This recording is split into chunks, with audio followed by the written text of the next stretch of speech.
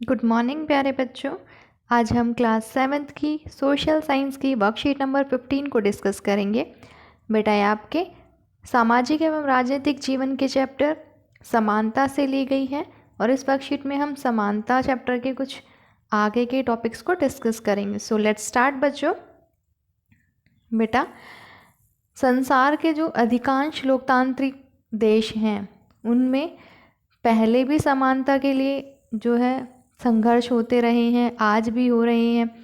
तो ऐसे कुछ उदाहरण हैं जैसे कि संयुक्त राष्ट्र राज्य अमेरिका में अफ्रीकी अमेरिकन लोग जिनके पूर्वज जो हैं वो गुलाम थे और अफ्रीका से लाए गए थे, आज भी जो है उनके जीवन को मुख्य रूप से असमान बताते हैं। तो बेटा हम जो है अपनी डेली लाइफ में भी देखते हैं कि लोगों के साथ भेदभाव किया जाता है, असमानता का व्यवहार किया जाता है और संयुक्त राज्य अमेरिका में अफ्रीकी अमेरिकन लोग थे उनके साथ भी भेदभाव किया जाता था। क्यों बच्चों? क्योंकि वो काले थे और जो अमेरिकन लोग हैं वो गोरे होते हैं, तो काले और गोरों के बीच में इस तरह से भेदभाव किया जाता था। जबकि 1950 के अंतिम दशक में अफ्रीकी अमेरिकनों को समान अधिकार दिलाने के लिए आंदोलन हुआ था, लेकिन इससे पहले जो अफ्रीकी अमेरिकन थे उनके साथ संयुक्त राज्य में बहुत ज़्यादा असमानता का व्यवहार होता था। कानून जो थे वो भी उनके लिए समान नहीं थे और उनको कानून जो है समान नहीं मानता था। पहले उस समय पे क्या होता था कि जो बस है बच्चों, बस में यात्रा करते हुए जो अफ्रीकी अमेरिकन लोग हैं उनको पीछे बैठना पड़ता था और जो गोरे लोग हैं वो आगे बैठते थे, और जो अफ्रीकी अमेरिकन लोग हैं अगर वो बैठे हैं तो गोरे लोगों के लिए उनको सीट छोड़नी पड़ती थी। एक बार क्या हुआ, जो रोज़ा पार्क्स एक महिला थी अफ्रीकी अमेरिकन जो कि काली रंग की थी और जो गोरे लोग हैं वो उनको उनके रंग के आधार पर उनसे भेदभाव करते थे। तो वो महिला 1 दिसंबर 1955 को पूरा दिन काम करके थक जाने के बाद जब बस में थी तो उसने क्या किया, गोरे व्यक्ति को अपनी सीट देने से मना कर दिया और उस दिन उसके इनकार करने से अफ्रीकी अमेरिकनों के साथ असमानता को लेकर एक विशाल आंदोलन शुरू किया गया, जो क्या कहलाया बाद में नागरिक अधिकार आंदोलन, सिविल राइट्स मूवमेंट कहलाया। 1964 में बेटा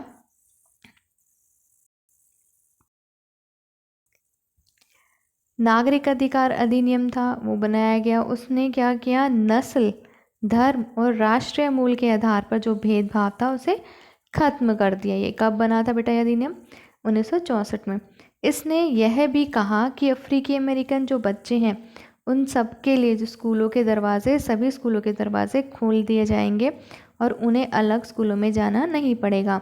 तो बेटा जो अमेरिकन बच्चे थे उनको अलग स्कूलों में जाना पड़ता था, जो अफ्रीकी अमेरिकन बच्चे थे उनको अलग स्कूल में जाना पड़ता था।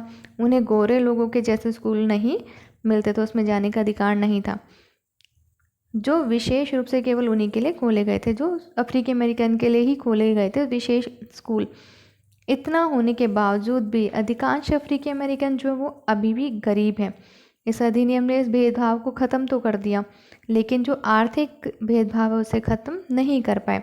अधिकतर जो अफ्रीकी अमेरिकन बच्चे हैं केवल ऐसे सरकारी स्कूलों में प्रवेश लेने का ही सामर्थ्य रखते हैं जहाँ कम सुविधाएं और कम योग्यता वाले शिक्षक हैं, जबकि जो गोरे विद्यार्थी हैं वो निजी यानी कि प्राइवेट स्कूल में जाते हैं और उन क्षेत्रों में रहते हैं जहाँ के जो सरकारी स्कूल है उनका जो लेवल है बेटा वो प्राइवेट स्कूल जैसा ही ऊंचा है।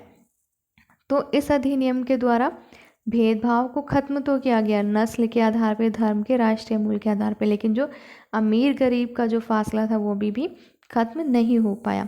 यहाँ पर है बेटा लोकतंत्र के समक्ष जो चुनौतियाँ हैं। तो एक है बेटा आर्थिक असमानता। आपने देखा होगा कुछ व्यक्ति जो है वो ज़्यादा गरीब हैं, कुछ व्यक्ति बहुत ज़्यादा अमीर हैं, तो लोगों में अमीर गरीब पैसे के आधार पर जो भेदभाव होता है वो असमानता अभी भी लोकतंत्र के सामने एक बहुत बड़ी चुनौती है।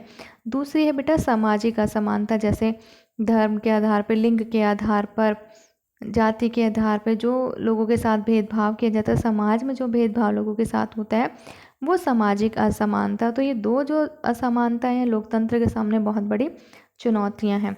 अब बेटा यहाँ पर है हमारा भारत का जो संविधान है बच्चों, उसमें जो अनुच्छेद 15 है, संविधान में बहुत सारे अनुच्छेद दिए गए, उसमें से अनुच्छेद 15 यानी कि आर्टिकल 15 उसके कुछ पार्ट्स हैं यहाँ पर, जिसके अकॉर्डिंग जो है बेटा धर्म, मूल वंश, जाति, लिंग या जन्म स्थान के आधार पर जो भेदभाव है उसको खत्म किया गया है। और इसके अकॉर्डिंग जो राज्य है वो किसी भी नागरिक के साथ उसके धर्म, मूल वंश, जाति, लिंग, जन्म स्थान या इसमें से किसी भी आधार पर कोई भी भेदभाव नहीं करेगा।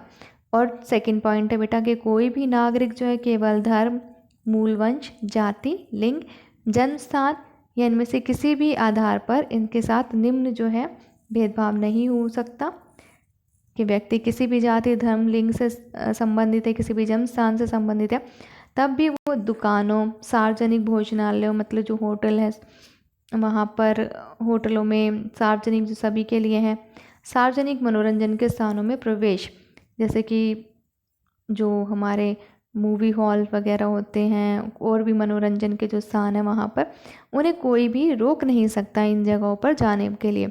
और सेकंड पॉइंट है कि पूर्णतः या भागतः राजनीतिक से पोषित या साधारण जनता के प्रयोग के लिए समर्पित कुएं हैं, जैसे तालाब है, स्नान घाट है, सड़कें हैं, सार्वजनिक समागम के स्थान के उपयोग, इन सब के से भी उनको उपयोग से कोई नहीं रोक सकता बेटा। आई होप बच्चों आपको ये वर्कशीट यहाँ तक क्लियर होगी। यहाँ पे आपको एक एक्टिविटी दी गई है, क्रियाकलाप दिया है। जैसे अफ्रीकी अमेरिकन के साथ व्यवहार हुआ था असमानता का, इसी तरीके से जो हमारे राष्ट्रपिता थे बेटा महात्मा गांधी, उनके साथ भी दक्षिण अफ्रीका में इसी तरह से असमानता का व्यवहार हुआ था। उस व्यवहार के बारे में, उस असमानता के व्यवहार के बारे में आपको कुछ जानकारी इकट्ठी करनी है और उसके बारे में लिखना है। अब हम इस वर्कशीट के क्वेश्चन आंसर्स को डिस्कस कर लेते हैं बेटा। पहला क्वेश्चन है कि देश में समानता स्थापित करने के लिए कुछ उपाय बताइए। तो इसका आंसर है बच्चों, देश में समानता स्थापित करने के लिए निम्न उपाय किए जा सकते हैं। पहला, कानून के समक्ष सभी व्यक्ति समान हों। सेकंड, सभी व्यक्तियों को शिक्षा और रोजगार के समान अवसर उपलब्ध हों। थर्ड, किसी भी व्यक्ति के साथ उसके धर्म, जाति, लिंग, वंश, जन्म स्थान के आधार पर भेदभाव ना किया जाए। फोर्थ, आर्थिक भेदभाव दूर करने के लिए सुविधाहीन समाज से के लिए अच्छी योजनाएं और कार्यक्रम चलाए जाने चाहिए।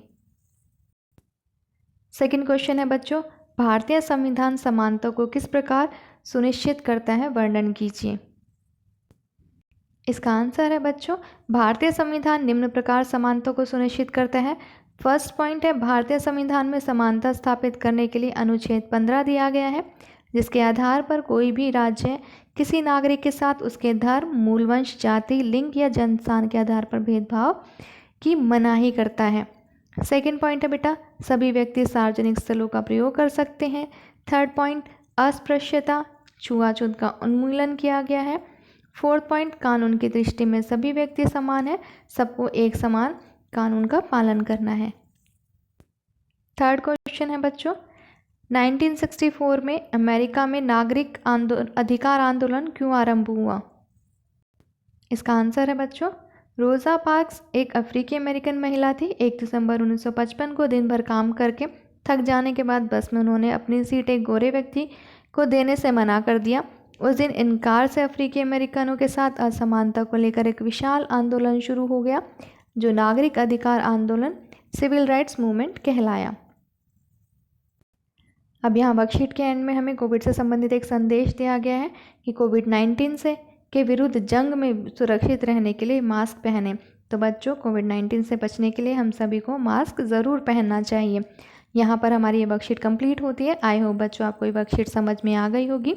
अगर आपको कोई चीज़ इसमें समझ नहीं आई है, कोई डाउट है, तो आप कमेंट सेक्शन में कमेंट करके पूछ सकते हैं। अगर आपको वीडियो अच्छी लगी है तो वीडियो को लाइक कीजिए, शेयर कीजिए, और हाँ, अगर अभी तक आपने इस चैनल को सब्सक्राइब नहीं किया है तो चैनल को सब्सक्राइब कर लीजिए, ताकि आगे आने वाली वीडियोज़ की नोटिफिकेशन आपको टाइम से मिल सके। बाय बाय बच्चों, हैव अ गुड डे प्यारे बच्चों।